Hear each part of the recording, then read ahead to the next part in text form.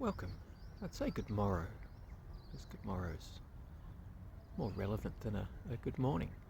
Most people consuming in their free time of the day, and for most people their free time is of course possibly after their committed hours.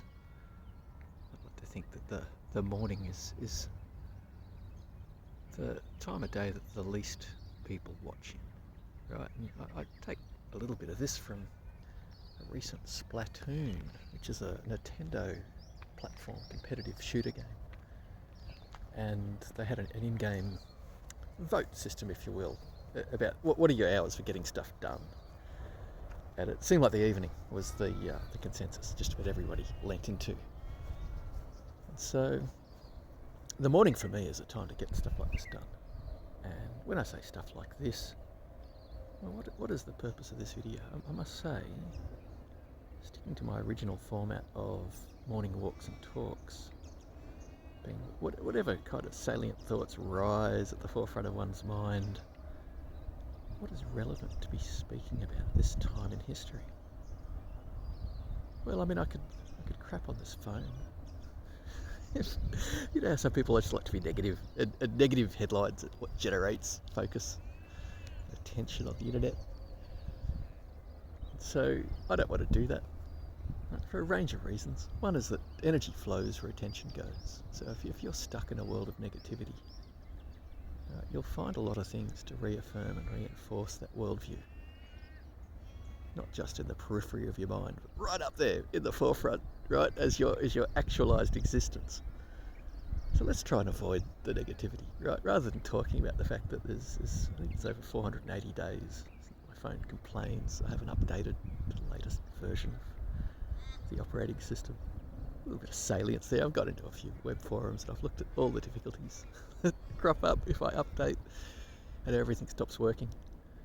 And I guess the only reason that this clips the edge of my mindset right as I go to record this is that I've noticed, I jumped ship from a particular brand a phone or so ago, because of the way they used updates to make their older products useless. And so one of the easy ones was just accidentally in the update process confusing where your camera's focus system was at and making it so that after an update, basically the camera in your phone became useless.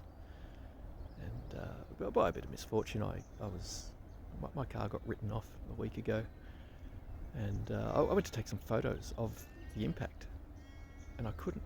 The focus of my phone. Now, I could have been shaking. It's true, as I say, my car's a write-off. And it was night. It had been a long moving day. The partner had to pull up in the moving truck behind me. And fortunately, I was able to, shuffle some of the contents of the car, which was also moving goods, into the moving van and drive off. But the shakiness of me, I'd like to think, is why my camera wouldn't focus. But I've actually come to realise this morning, when trying to engage the autofocus, that standard features that have happened to other phones from manufacturers that have tried to put their phones out to pasture have actually happened to this one, which is the whole reason why I haven't taken an update. But I can also see when secret updates sneak through, right? And I did go on the Google store the other day, and I've turned Play Protect off. So I can't actually update some of my apps that are requiring to update, right? One of the little steps of going via Play Protect seems to be that if you haven't got the Play Protect on, you cannot go any further, right? Like it's a whole, everything reinforces everything with handshakes. It's all part of that little world together. So you could just say, well, just be more compatible, dude. Just do things the way the corporate world wants you to do things. It's like, well, if my wallet was fat, right? If I was money rich and time poor, that's probably the path I would go down. But even if it was, as a techie, right, I've given support most of my life, and one of the things that is advantageous to a support worker is having experienced problems themselves, or having litmus tested products and gotten familiar with a range of issues that may or may not be happening. And so it is my duty to test these things. So I haven't updated the firmware on my phone, haven't updated the operating system on my phone for a very long time. I get interrupted several times a day. I scroll down from the top of the screen, which goes over anything, all the controls and whatever application I'm using, generally along the top edge. They get obfuscated by an uninterruptible, like an undefeatable slide down, which constantly tells me, look dude, for 480 days there's been an operating system update. We really recommend you take it. And that is of course the problem in a world where we now pair security updates with operating system updates, something that is highly anti-consumer. And the process was started by a company that was somewhat consumer friendly at the time, being Apple. Because of the long hardware life cycles they gave with platform, with operating system update support, and the fact that they unified and were offering it to basically all of their hardware at any given time, it didn't seem an anti-consumer move to tie security updates to operating system updates, which is kind of something that does go hand in hand. But they started a trend, and sadly the Android ecosystem followed suit. Now there's a big difference between the Android ecosystem and the Apple ecosystem, mostly being that with Android, none of the players get their money except via the hardware sale, with the exception of the parent company, which is Google, who might get money from applications that are sold in the online store. Right? And don't anybody denounce the value of these statements, right? There's a reason why your modern phone don't come with calculators or basic, or all the apps that we used to get, like photo editing. Photo viewing app might have had a slideshow built into it, for example. And in the last 20 years, all of these basic apps have been deprecated. Whilst the OS size installs on our devices have gone up by a factor of 10 to 20 times, and the RAM requirements on our devices and everything is huge, the actual functionality has been hugely deprecated. With, of course, any functionality that feeds back to home. That's been massively upgraded, right? So that all of our devices are constantly feeding back to home. But it's all just inane BS, that if you were an educated consumer, you would know that the market is doing a lot of anti-consumer tricks to force us to buy new hardware every couple of years, and forcing us in very short life cycles, and forcing us to buy new products to get features that don't need to be bought through new products. And I'll go back to the case in point. I had an HTC Touch Pro 2 more than 20 years ago. It was a mobile phone I enjoyed using. It'd be about 20 years ago, I guess. It had multiple mics, and it was considered very good for hands-free speakerphone. But I would always use Bluetooth headsets, so I didn't have to hold a phone against my head while being on a phone call. The Bluetooth headsets I would buy would generally have multiple microphones and gave very pristine, clear, good clarity. And to be fair, I'm using a Bluetooth microphone right now. I might even be in stereo. I proofed my brief recordings, just a couple of seconds each, just as a mic test prior to this recording, and I feel that the sound of the birds around this lake might have been in stereo. So I'm really impressed by that. I'm using Cinema FV Lite, and it allows you to use a Bluetooth headset as your microphone while doing a video recording. But I tangent here.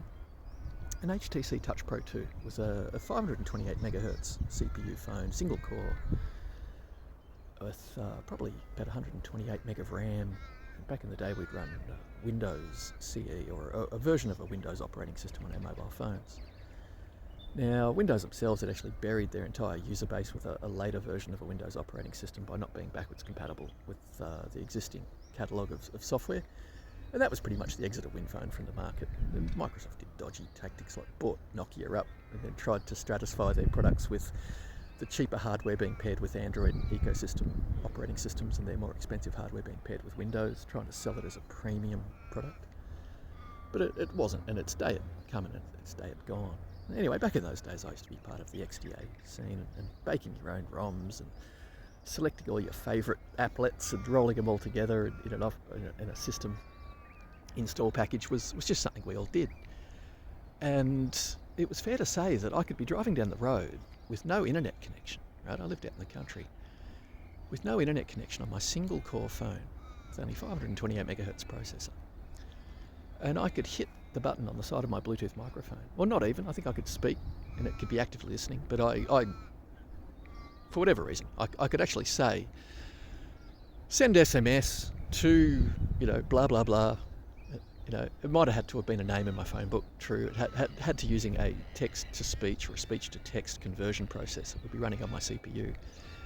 It could then look up through my phone book and match the contact, and it would send actually the text that I would then dictate. And I wouldn't have to touch my phone. Now, in the modern world, we actually require that in our road laws, that we don't touch any of our equipment, that everything can be hands-free and speakable, right? But back then, fully offline, with locally stored dictionaries and databases, I could do everything. And I didn't need an 8-core or a 12-core phone, and I didn't need gigahertz of power, and I didn't need all of the fruit, right? So the market doesn't want us to have the power to use the technology that we paid for, right? It's too empowering, and it robs the opportunity to get an ad in between us and what we're doing. It robs the opportunity to sell us stuff every step of the way, which isn't profitable. But I tangent back to Apple as an ecosystem make money through software sales. So they're ethically the only they're the only people on the planet that can actually, they don't have to make money in annual sales each year. So if you're Qualcomm as a chipset maker selling Bluetooth, you need to enforce new Bluetooth standards. You need to bury the old standards. You need to, there's no ethics at any other player in the market. They just can't, right? If you're an Android phone manufacturer, you only get your money when you sell a new phone model. And scales of production might bring the costs down, and you might get access to CPUs that a digital audio player will never get access to, because the sheer number of units that they're selling will never lower the cost to the point where they can use really high-end chips. But when we look at laptops and we look at phones, the reason why they're so cheap, the reason why they include what should cost many, many, many thousands of dollars, the conglomeration of all the parts in them. The sum of the whole is greater, the total of the whole is greater than the sum of the parts, but the parts themselves should cost a lot, and they don't, because of the scales of production. And so we as consumers, we vote with our wallet. We lead the way the markets go, and we need to be ever vigilant towards anti-consumer tactics in the marketplace, because there are tactics that are being used to force us forward. It's going to lower my exposure value a little bit. It's a sunrise over my shoulder. I'm looking, I guess, towards the clouds that the sunrise behind me should be illuminating. So we should see a little bit of colour come in bit by bit as that sun rises. Anyway, here I am on an Android phone, and it wants to update, but I know that the company who make this phone are more than happy to sell me a new phone. There's probably 3 models newer than the one I'm using. Technically the one I'm using is a flagship, but I would say it's not really that practical to use. There's just so many issues with it that make it a bit of a non-event, even though by the spec sheet the hardware looks amazing. I've learnt I won't buy products from this company anymore. I had a laptop by them, and was it a Windows forced update took out my battery's ability to recharge, but it wouldn't even work off USB power from the wall. I couldn't actually run the laptop from its own wallboard. And essentially a Windows update bricked my productivity tool. And I mean, sure, it was covered under warranty, and sure, I got a new one, but I didn't turn that on for 6 months. About 12 months. I literally waited till the last week of warranty claiming, and I claimed it, and then it took for whatever time it was away, and it came back, of course, a completely new laptop. And yeah, it was the firmware for the battery was what was nuked. I wasted 10-15 hours trying to contact the company to let them know that there's an issue with Windows Update that, based off my search across Reddit and various things, that had been in the marketplace for about 5 years. It was probably costing them many, many, many laptops on an annual basis that they were having to give full service on and cover under warranty. And it was just an issue that they needed to fix with regards to Windows Update. But their service techs would hang up on me if I spoke about anything that wasn't relevant to my laptop getting fixed. And they were quite rude over a large amount of time. And having done tech support all my life and appreciating the brand, I wanted to steer them in the right direction so that this problem wouldn't be ongoing. But they didn't care about that, so I didn't care ever to use their product again, on the basis that any given Windows update was likely to brick my device again, and as a productivity tool that made it essentially useless. And so I think I flogged it off locally. I wouldn't sell it to another human being, so I walked into a hock shop and sold it for whatever peanuts they offered me. And it was a brand new, hadn't been used, OLED screen, premium parts, laptop, but completely useless because of forced updates. So it's pretty much how I treat all my devices now. There's certain brands I won't touch because when they update themselves, they strip out core components of the base operating system to try to sell us their commercial products. And for example, if your particular phone company has its own Bluetooth codec, and they want to sell it as a premium sound. The best way to make it sound good is to pull out all the premium Bluetooth codecs that might be free on the market that you've got chips in your phone to support. But by supporting that, there's a chance that somebody, when reviewing said manufacturer's Bluetooth codec, won't think it's the best sounding thing since, the best thing since sliced bread. Whereas if you pull out all the high def Bluetooth codecs and only leave low quality Bluetooth codecs, then said manufacturer's dedicated, home brand Bluetooth codec might sound impressive. And their high price point throwaway consumer earbuds might be rated 5-star by a whole bunch of uneducated pundits who, hearing a better Bluetooth codec, think that said cheap earbuds sound good. Don't care. I don't support said companies. I walk the other way. I vote with my wallet out of ethics because I wish to see the market form the way it should be going. I'd like to think that if our governments can't be watchdogs of their various industries, right, that the one job that governments always supposedly had for we the consumers is all sorts of regulation against dodgy commercial practices. But the problem is that businesses now have operating budgets that are bigger than some countries.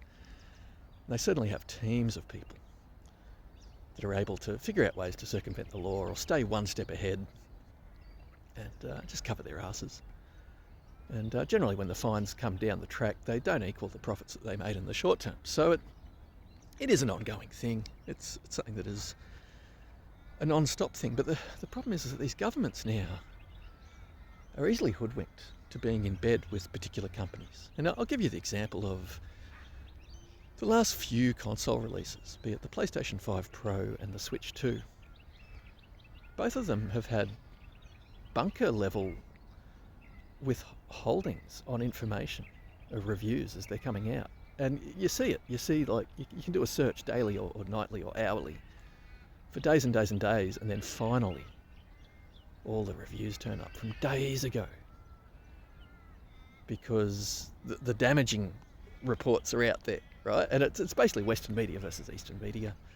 And in the West, it's all about lies, damn lies. And, they mislead, they obfuscate, they pay certain influencers to lean a certain way.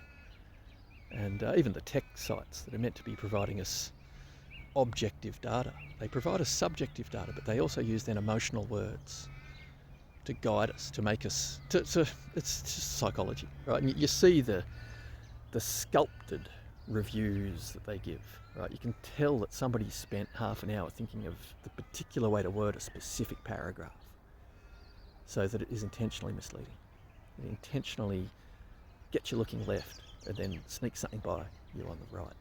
And so, I mean, the recent one is the Switch 2 screen kerfuffle, right? Like, whether you got the warm balance, the warm white balance screen, or the cool white balance screen, right? Clearly there's two different screen models in the wild, and one of them is underperforming. And it's equivalent to the screen I've got on a Lenovo Legion Go. And that particular screen is in portraiture orientation. And so with particular renderings to the screen in particular directions, you can catch its latency out, even in 144 Hz mode, in ways that aren't really indicative of its ongoing screen performance. But again, specific tests leading a particular way and not being honest journalism. Like basically, if you put anything up against an OLED and then talk about motion rate or contrast, right? The two things that are inherent strengths of the OLED as a platform. And then, depending on how you talk about the rest of the review, you can lean it any which way. But the Switch 2 screen is not the high controversy that everyone is making it out to be. It's actually a very, very good screen. And at the low cost of adoption price point that the hardware is, it's incredible for consumers to get access to that level of... it's a very, very good product, I would say. And I say this when comparing against the PC platform screens of the handhelds itself for twice as much money. That the Switch 2 as a total package is exceptionally cheap and very good value. But never let the truth get in the way of a good story. It's the same as when the PlayStation 5 Pro came out.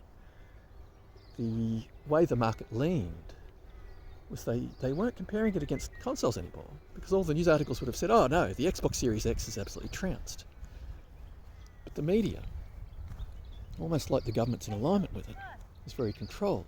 So the media at the time, not one mention of the Xbox Series X, right? They didn't want to draw any consumers to actually compare the two.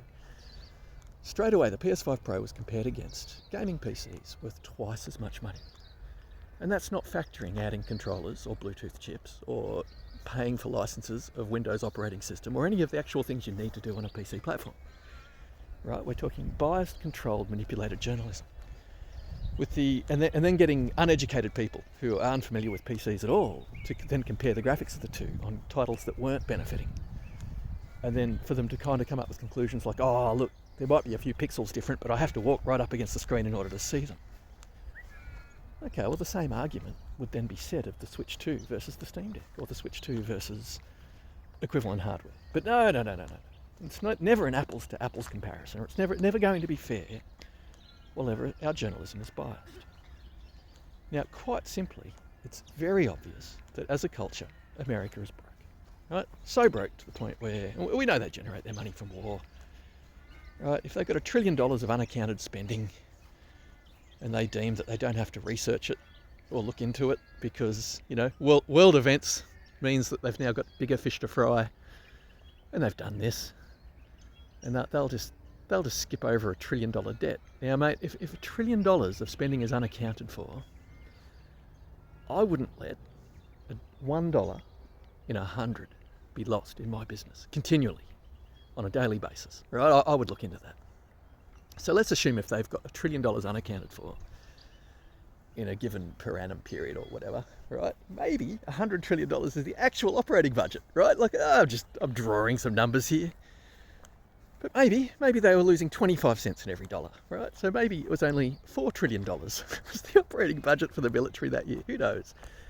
But clearly it's essentially, rather than having unemployment, just have a military service, right? You're getting people up at a certain time of day, you're feeding them. If you're doing all that stuff anyway, you might as well have an active, good, solid military in the process, right? I've got nothing against military as a concept. I'm not against the machine. But I'm against the machine if it's trying to hurt people.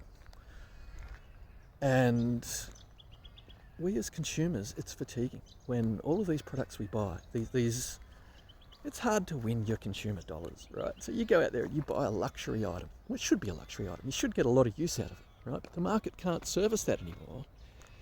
It needs to have sales timelines of every couple of years, right? Qualcomm and all these other little chip makers, they got to get their money on an annual basis. So it's got to be out with the old, in with the new, right? And that's become the way. Now, while ever that is the way, and while ever governments are looking out for dodgy corporations like Mickeysoft, we see some really weird antics in place. And so some of them is the buffering in time of the leading reviews. They've only got to put the damage control in for a little while, right? In the case of the PS5 Pro, they only needed to bury it just in those first couple of weeks when consumers would be interested in it. And Microsoft figured out a long time ago that it's just cheaper to employ a whole ton of people to control the media, be influencers, and manipulate with BS than it is to actually build a good product, which is difficult. It requires years of collaborations between various teams and forward thinking and all sorts of stuff, right? That's hard work, right? And they might want to do it, I don't know. They're paint by numbers boardroom, so they probably... Gaming is a tricky industry, and sadly when it became big business at the end of the 90s / start of the 2000s, when people could see it was almost going to be as valuable as other forms of entertainment media, as income streams, that was when big business took real interest in gaming. But when it's clear that the American economy is so well tied to Microsoft, and Microsoft is just such a dodgy company, watching these tactics of how third-party players, like people who supply us our search engines on our mobile phones or our web browsers, and the limited hits that we'll find on topics we're actually looking for. Because if we can't find that information, but 600 times the information we're looking for is presented to us in a negative way, right, from search hits we're not looking for, but look at these things that just keep coming to the forefront of your mind, even though you don't want to hear this point of view, it seems to keep getting served to you. And eventually it shapes human cognizance, it shapes the mind state of the people. And so we look at like the Switch 2, perfect example. Right? I believe they're up to about 5 million units sold. But the leading headlines you'll see is like 1.1 million units sold, and then you'll read the article. In the article it'll say 3.5 million units sold, but the opening line will be 1.1 million units sold. And the own article will contradict itself with the real information. Yet consumers who generally only read headlines will be running with that. And so there's all these ways to kind of damage control and sort of bury. But at the moment in time, I believe they're up to about 5 million, but you won't see that information updated anywhere. Right? We still see information from a month ago suggesting it's off to a rocket start, that it's the fastest selling console of all time, etc., etc. So what articles do we find? Well, we find all sorts of don't buy it type articles, like, the really poor quality screen, trying to make out like the original Switch screen is better, possibly at motion rate in a particular scenario, possibly just on the desktop, right? And it could just be that Nintendo have set the update rate when you're not in games at a certain frame rate, and that they haven't quite got their firmware set up at the moment for 60 frames a second in a 120 hertz container, or who knows, right? Firmware updates will come to the Switch, it will improve. But needless to say, there was a flavour of the moment, bunch of journos. I think some Aussies contributed that with Monitors Unboxed. I haven't seen their article, I refer to them as Hardware Unboxed. Those boys are in South Australia, they're really good, and I really appreciate the work they do. But my understanding is they had a blue white point, or the cool white point Nintendo screen, which is definitely the inferior of the two Switch 2 screens that are on the market, as was the Digital Foundry ones that were measured. And so there is 2 professional hardware sites that have filmed with high frame cameras the screens and shown there's like the 4 frame latency with the update on games that maybe were running at 30 frames a second. Don't care. I think the games they were showing technically should have been at 60, but I think they're 60 at docked. And don't know. Don't care, because it is manipulated journalism. I've done my own checks on the Switch screen, and I use a particular tree and a bridge outside of Markarth in the game of Skyrim, and panning the camera left to right and right to left with a high contrast. It's grey to grey is the measurement time, but really black, white, black, or white, black, white, grey to grey's in the middle as a switching speed. And LCDs actually switch red, green and blue subpixels at different timings. There can be a millisecond difference between them all. And for them to all line up and switch at the same time is obviously the goal, right? Because colour and contrast are what matter, probably more than resolution. And if the brain is fed proper motion fidelity, it's amazing what we can interpret. Sometimes we refer to this as temporal resolution, that if you've got a high frame rate, as long as you've got your motion resolution switching pixels correctly, right, the brain can interpret resolution that is just, well, it should feel infinite. I mean, Apple used to refer to anything that passed the point of extinction as what they called retina screens, right? And the retina resolution changed depending on the device because it was dependent on your distance from the screen, right? It was dependent on what the eye could actually resolve. And so when I was doing my screen tests on 144 hertz Legion Go versus the 120 hertz native Switch 2, playing a game in handheld mode that typically rendered at 30 frames a second on a good day, and doing my scrolls on this particular bridge with this particular street post and a tree, whose the textures of the branches again are a white, black, white affair. The edge and the middle of the graphic, be it the texture or the branch as it was rendered on the screen. And I just find that by left to right panning, right to left panning, it's a nightmare test. And I've done it on a range of projectors, I've done it on a range of reference OLED monitors, and proper HDR 1000 stuff with motion resolution up around the 800-900 lines range, which is real consumer sort of top of the line. I think the first gen of 4K sets could do about 1200 lines of motion resolution, of the second wave generally being about 800 to 1000 lines of motion resolution, at which point they were just about equal to plasma. And that's exactly how the market went. When 4K OLEDs came out, plasma was the sets to beat, but it was easy for, well, quite a lot of plasma sets that were referenced that consumers are trying to buy for small amounts of money could do 1080 lines of motion resolution, which is a metric which basically no TV wants to show because it's where they save money. And in the modern market, many 4K OLED sets render a couple of hundred lines of motion resolution. And if you buy a really expensive one, you might get 600 lines of motion resolution if the motion processing enhancements are turned off.